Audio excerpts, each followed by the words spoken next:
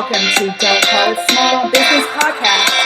I'm your host, Natasha Foreman. This is our second episode, and I'm so excited to share today's business news and some takeaways that can serve as lessons for all of us, especially those of you who are entrepreneurs or aspire to start your own business one day. But before I begin, let me give a birthday shout out to my maternal aunt Valerie. We call her by her middle name, Princess. And happy birthday to my paternal cousin, Cambria. Happy birthday, Queens. I love you both so very much. I hope that you're having an amazing day. I hope that you have an amazing week, month, and year. And with that, let's crank up the music one more time for you to celebrate you.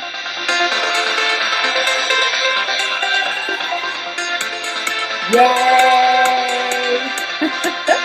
Okay, so let's get down to business, shall we? Let's get down to the nitty-gritty of why we're all here today, the reason you've tuned in.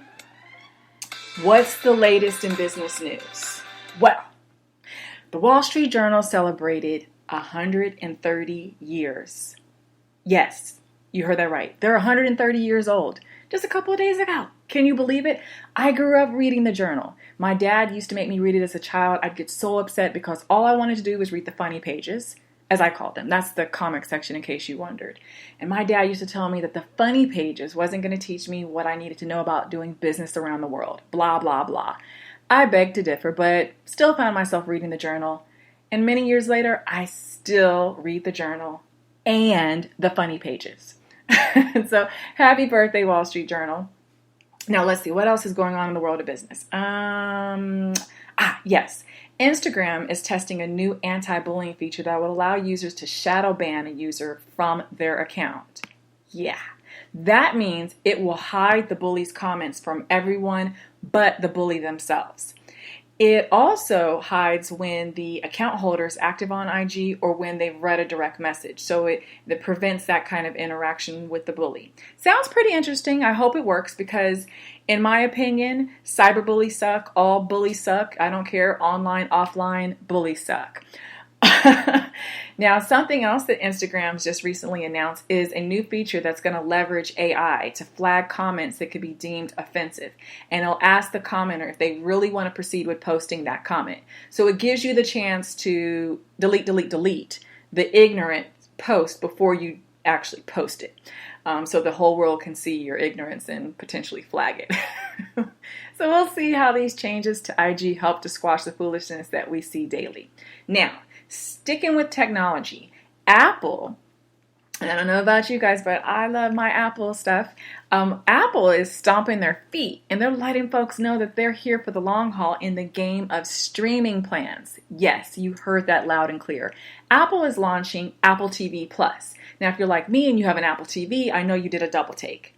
Well, Apple TV Plus is going to launch this fall. There's a bunch of rumors floating around about whether it will launch with any third-party content, which would be an interesting battle against Netflix and others who are well-positioned in the market. So we'll see what comes. I don't know. But maybe something amazing will come out of Allen & Company's annual Sun Valley Conference this week, where Tim Cook and other Apple executives are slated to attend. And since my invitation never seemed to appear in my mailbox, I looked 1, 2, 3, 4, 5 times, and it never appeared. I guess we'll all just have to wait and see what happens, right? So switching things up a bit. Do any of you drink soda? Well, depending on where you live, you may call it soda, soda pop, or pop. I call it soda. And I rarely drink the stuff. And when I do, it's usually ginger ale or root beer. And really, it doesn't matter what brand it is. There are some times when I crave a Dr. Pepper. Shh. Don't tell Coke and Pepsi. Anyway, so I'm rarely paying attention to soda brands and what's going on with them in the news. But PepsiCo grabbed my attention today. See, I don't drink Pepsi. Sorry, I don't. But I do eat Fritos, Doritos, Tostitos, and Cheetos. Kind of sounds like a little catchy tune, right? But the company is going to get my money regardless. So I don't drink the drinks, but I eat the chips. Today, I found a business lesson to share with you, and it comes from PepsiCo and how they've cleverly capitalized on their consumer-driven strategies and launching new products that have nothing to do with the Pepsi Coke challenge of the 1980s. I was about to say 1880s, of the 1980s. When you see consumers change and you sell products to consumers, you have a choice. You better change with your consumers, or you better accept the change that comes your way. Those are your choices. Well, Pepsi chose to meet consumers where they were, are, and most likely will be. With people becoming more conscientious of the sugar and bad fats that we're consuming, Pepsi execs came together to find ways to introduce more products that consumers would see as healthier and more natural. PepsiCo turned things up several notches with sales of their pH-balanced Life Water. They've doubled down on a shift from focusing solely on their traditional carbonated sodas to meeting customers' evolving taste towards soda water and flavored water.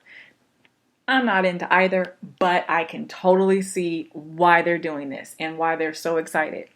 Last year, they acquired SodaStream for $3.2 billion, and they also invested in other sparkling water products like the sugar-free Bubly Bubly, which is LaCroix's biggest competition. And Pepsi's strategy will be focusing on innovating not just the flavors, but the packaging as well. So they can provide mini cans and super large cans and a no plastic brand. Can you see where they're going with this? Their vision is to position this as one of their next billion-dollar brands, according to Quartz interview with Pepsi's chairman and CEO, Ramon Laguarta. But it doesn't stop there. Nope. Pepsi decided to ramp up their marketing and new investment efforts, which led to a volume growth for both the beloved Ancient Mama syrup and PepsiCo's ready-to-eat cereals. And they're flying off the shelves elixir called Game Fuel. And I've been told that it has a happy amount of caffeine in it for those of you who are self-proclaimed caffeine junkies. Oh, and it has a resealable cap, so you don't have to worry about spilling a drop when you have that random urge to jump up and down at your desk or on your couch if you happen to be in gamer mode. I know you just said, wait, did she just say gamer mode? Yeah, I did. Game Fuel is called the Mountain Dew for gamers. That's who they're targeting. That's who they're marketing their product to. And so far it's selling better than expected as they make sure that tournaments are well stocked with Game Fuel. I haven't tried it, and I know although I sound very hype and I sound like I am loaded with caffeine right now, but I'm not. And honestly, I don't think I could handle Game Fuel. So I'm going to tap out before I even get a taste. If you've tried it, I want you to holler at me. I want you to send me an email. Let me know what you think. Send your emails to don'tcallitsmallbiz@gmail.com. Got it? Don't call it smallbiz@gmail.com. That's biz with a Z. Now, let's get back to the lesson. So, many businesses struggle when they refuse to accept, embrace, and run with change. Change is inevitable. It's going to happen. PepsiCo realizes the market's shifting. Consumers aren't trying to slug down a bunch of sugary sodas, so either they need to realign their product offerings or watch themselves be clobbered by the competition. How many of you consider your destiny, your future, the way PepsiCo did? How many of you instead are still trying to do things the way that you've always done them and wondering why your results are getting crappier and crappier year after year? Well, maybe you need to check out PepsiCo's strategy and see what you can learn and apply it to your company. With my company, for instance, Foreman Associates, I realized that I needed to pivot how we reach our potential clients and how to form relationships with what would be considered non-traditional clients. I want to reach more people without the inconvenience of time or travel. I also knew that if I continued to ignore the requests that were being made of me and my company, Foreman Associates, then my company would eventually be nothing more than an idea that went nowhere. I'm a techie, but I wasn't using technology enough and in the right ways to attract new clients and with a broader reach. I have an MBA with a marketing concentration, but clearly I haven't been concentrating on the right things. Hello? It doesn't matter what you started your business doing. The market isn't what it was years ago. Technology isn't the same. It's always changing. And hopefully you've improved and changed for the better over the past 2, 5, 15, 25, 40, 50 or more years. And if you aren't over the age of 25, please don't say, but I'm not 40 or 50. You know what I mean. Just as you change, so do your customers. If you keep operating in the past, you will find yourself out of business. Yes, it may seem more comfortable to do what you've always done, but you have to be honest with yourself. If you haven't achieved the goals that you set 1, 5, 10, and 20 years ago, then whose fault is it? Yours. Duh, as my Aunt Debbie used to say. Maybe the goals weren't feasible, or maybe you let fear keep your butt planted in your seat, so you never went anywhere or did anything but dream. Without action, that dream doesn't mean a thing. It's a fantasy land. And that doesn't pay the bills, your child's tuition, the mortgage, or for that 2-week vacation you've been drooling over. Do you have a goal poster or something similar that you chart your goals on? If so, you're not comfortable where you are and you have a desire to have and achieve more. That's the whole point of creating a goal poster. Some people who are living in what most of us would call chaos may say, but I am comfortable. And I would say, no, you're not. You're not comfortable. You're just content with the mess and with making excuses for why you aren't achieving excellence in all things and in all areas of your life. You would rather look at everyone else who's shining and blame them for your reign. You want to be a hater versus saying, you know what? I got to own this. So this is what I'm going to tell you. You better get a new umbrella or just throw on your boots and get to splashing in that rain. But sitting around expecting life to be great simply because you say so is just plain silly. Some people say you have to think outside of the box. I say don't just think outside of the box. Reimagine the box. Look at your strengths and work from there. Find people who are strong in the areas where you are weak and build those ideas together until greatness is achieved. And then keep building, reimagining excellence every step that you take.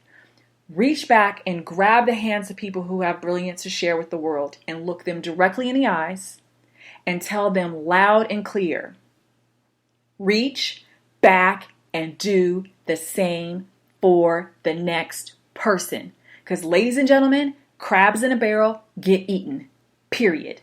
You can't be content with being mediocre. You have to plan for change and pivot when necessary. That is what PepsiCo is doing, and I can guarantee you that Coca-Cola isn't sleeping 1 second. They aren't underestimating PepsiCo or anyone else that they see as a competitor. They aren't thinking that they can take a break or thinking that somehow they know consumers better than their competition, or even more arrogantly, that they know consumers better than consumers know themselves. Coca-Cola isn't going to sit back and ignorantly expect consumers to ignore their personal preferences simply because they are Coca-Cola. They're watching PepsiCo, Dr. Pepper Snapple Group, and all of their other competitors are saying, all right, okay, so how do we knock their necks off? Well, maybe they aren't using that harsh of language, but you get my drift.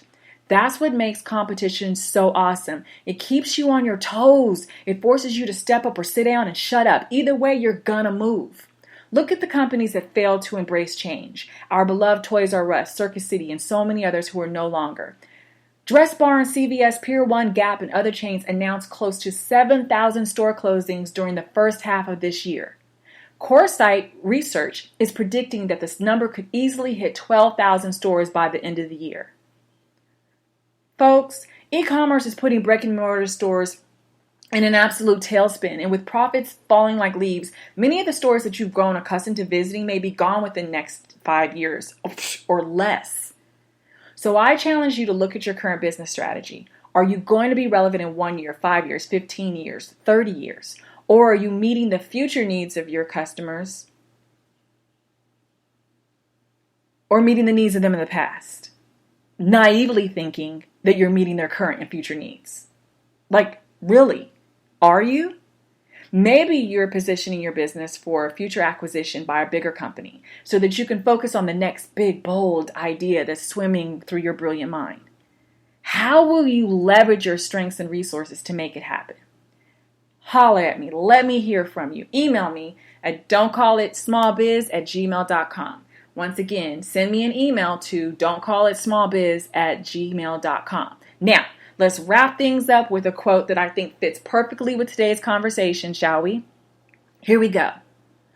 Great things never came from comfort zones. I want you to write that down, recite it, and lock it into memory so that whenever you find yourself getting comfy, lazy, or whatever, you will quickly remember these words and jump your butt up and get to working on achieving your goals. With that in mind, jump your butt up and dance to the music. Have a great day, everyone, and thank you, and I will see you next week.